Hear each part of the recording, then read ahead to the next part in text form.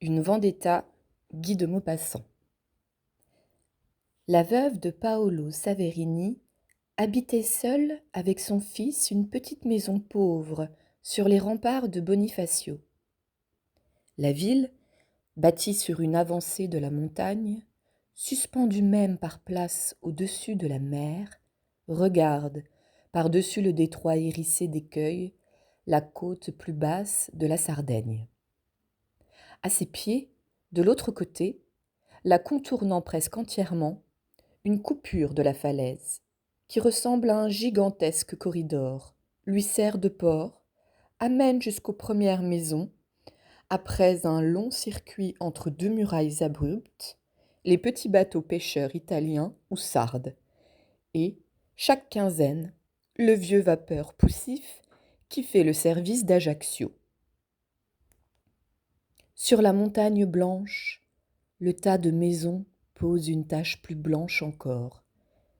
Elles ont l'air de nids d'oiseaux sauvages, accrochés ainsi sur ce roc, dominant ce passage terrible où ne s'aventurent guère les navires.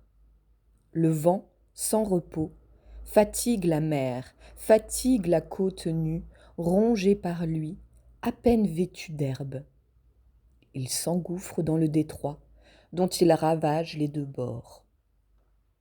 Les traînées d'écume pâle, accrochées aux pointes noires des innombrables rocs qui percent partout les vagues, ont l'air de lambeaux de toile flottants et palpitants à la surface de l'eau. La maison de la veuve Saverini, soudée au bord même de la falaise, ouvrait ses trois fenêtres sur cet horizon, sauvage et désolé. Elle vivait là, seule, avec son fils Antoine et leur chienne sémillante, grande bête maigre, au poil long et rude, de la race des gardeurs de troupeaux. Elle servait au jeune homme pour chasser. Un soir, après une dispute, Antoine Saverini fut tué traîtreusement d'un coup de couteau par Nicolas Ravolati qui, la nuit même, gagna la Sardaigne. Quand la vieille mère reçut le corps de son enfant que des passants lui rapportèrent, elle ne pleura pas, mais elle demeura longtemps immobile à le regarder. Puis, étendant sa main ridée sur le cadavre, elle lui promit la vendetta. Elle ferma auprès du corps avec la chienne qui hurlait. Elle hurlait, cette bête, d'une façon continue, debout au pied du lit, la tête tendue vers son maître et la queue serrée entre les pattes. Elle ne bougeait pas plus que la mère, qui, penchée maintenant sur le corps, l'œil fixe, pleurait de grosses larmes muettes en le contemplant. Le jeune homme, sur le dos, vêtu de sa veste de gros drap troué et déchiré à la poitrine, semblait dormir, mais il avait du sang partout, sur la chemise arrachée pour les premiers soins, sur son gilet, sur sa culotte, sur la face, sur les mains. Des caillots de sang s'étaient figés dans la barbe et dans les cheveux. La vieille mère se mit à lui parler. Au bruit de cette voix, la chienne se tut. « Va, va, tu seras vengé, mon petit, mon garçon, mon pauvre enfant. Dors, dors, tu seras vengé, entends-tu ? C'est la mère qui le promet. Et elle tient toujours sa parole, la mère, tu le sais bien. » Et lentement, elle se pencha vers lui, collant ses lèvres froides sur les lèvres mortes.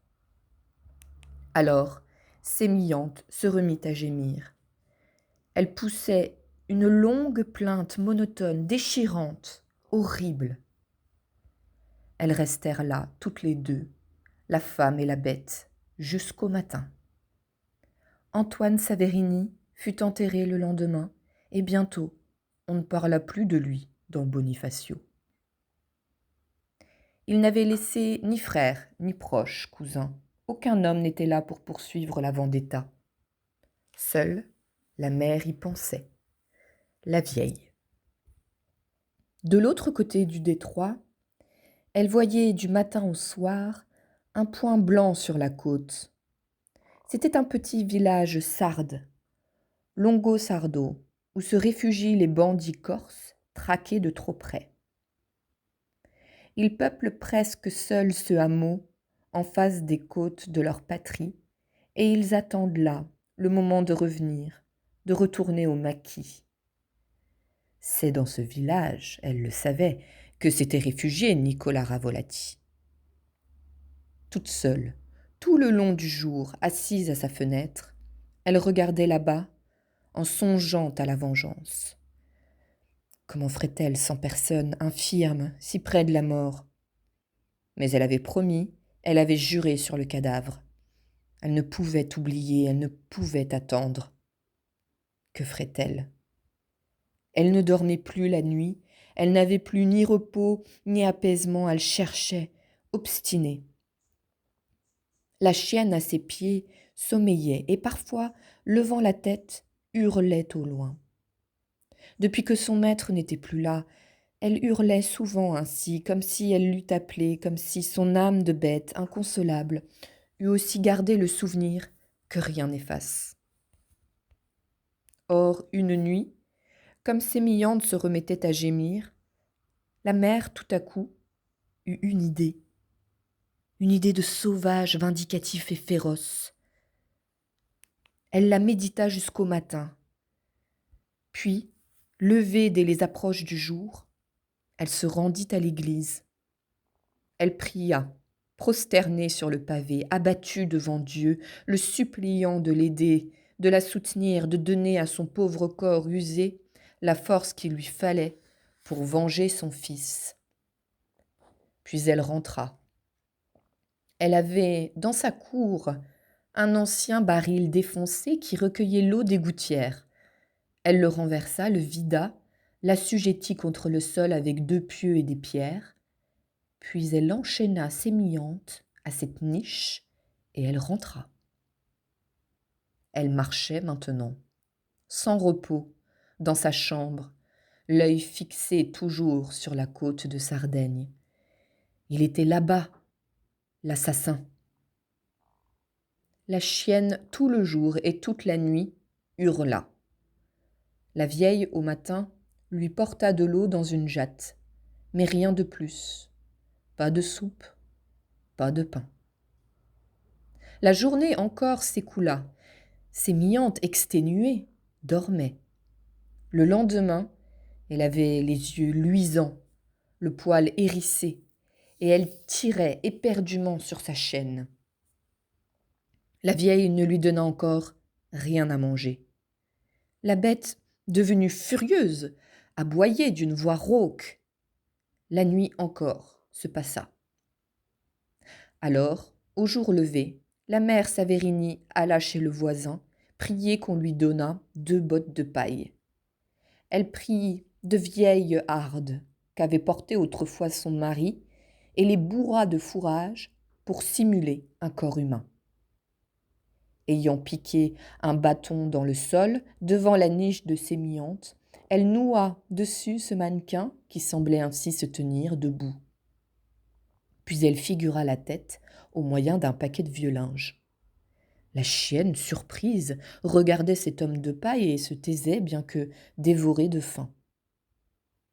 Alors, la vieille alla acheter chez le charcutier un long morceau de boudin noir.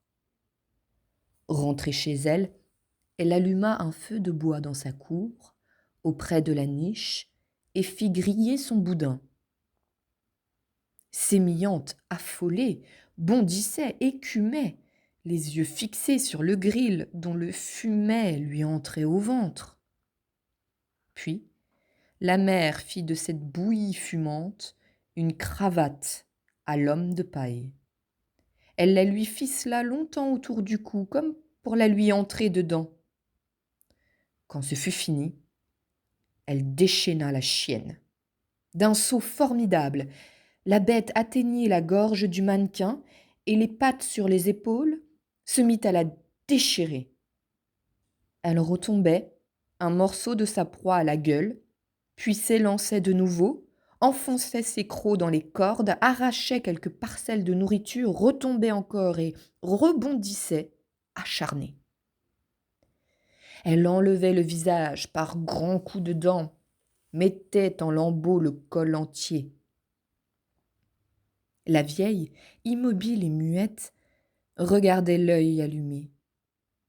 Puis elle renchaîna sa bête, la fit encore jeûner 2 jours et recommença cet étrange exercice. Pendant 3 mois, elle l'habitua à cette sorte de lutte, à ce repas conquis à coups de crocs. Elle ne l'enchaînait plus maintenant, mais elle la lançait d'un geste sur le mannequin. Elle lui avait appris à le déchirer, à le dévorer, sans même qu'aucune nourriture fût cachée en sa gorge. Elle lui donnait ensuite comme récompense le boudin grillé pour elle. Dès qu'elle apercevait l'homme, Sémillante frémissait, puis tournait les yeux vers sa maîtresse, qui lui criait « Va !» d'une voix sifflante, en levant le doigt. Quand elle jugea le temps venu, la mère Saverini alla se confesser et communia un dimanche matin avec une ferveur extatique, puis ayant revêtu des habits de mâle, semblables à un vieux pauvre déguenillé, elle fit marcher avec un pêcheur sarde qui la conduisit, accompagnée de sa chienne, de l'autre côté du détroit. Elle avait, dans un sac de toile, un grand morceau de boudin. Sémillante jeûnait depuis 2 jours. La vieille femme, à tout moment, lui faisait sentir la nourriture odorante et l'excitait. Elles entrèrent dans Longosardo. La Corse allait en boitillant. Elle se présenta chez un boulanger et demanda la demeure de Nicolas Ravolati. Il avait repris son ancien métier, celui de menuisier. Il travaillait seul au fond de sa boutique. La vieille poussa la porte et l'appela. « Hé, Nicolas !» Il se tourna alors. Lâchant sa chienne, elle cria. « Va, va, dévore, dévore !» L'animal affolé s'élança, saisit la gorge. L'homme étendit les bras, l'étreignit, roula par terre. Pendant quelques secondes, il se tordit, battant le sol de ses pieds, puis il demeura immobile, pendant que Sémillante lui fouillait le cou, qu'elle arrachait par lambeaux. 2 voisins, assis sur leur porte, se rappelèrent parfaitement avoir vu sortir un vieux pauvre avec un chien noir efflanqué qui mangeait, tout en marchant, quelque chose de brun que lui donnait son maître.